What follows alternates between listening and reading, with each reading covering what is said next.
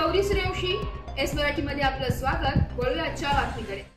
गडचिरोली जिल्ह्यातील अहेरी राजनगरीत राजपरिवार अहेरीकडून आयोजित दसरा महोत्सवाची परंपरा आजही त्यात उत्साह चालू असल्याने चिन्ह आजच्या शस्त्रपूजा पालखीवरून जनसामान्यांना दिसले।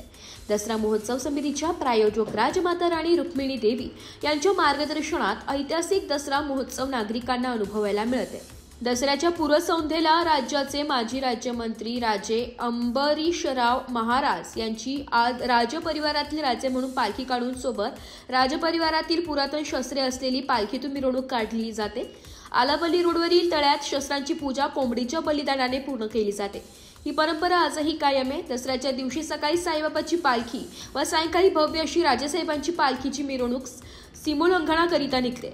यावेळी राजे अवधेशराव बाबा व राजपरिवाराशी सवलिंगणत गणमान्य व्यक्ती उपस्थित राहतात। अशा ऐतिहासिक परंपरेला आजही नागरिक आपुलकीने मिरवणुकीत सहभागी राहून राजपरिवाराशी आपुलकी जळून घेत दसरा महोत्सवात सहभागी होतात।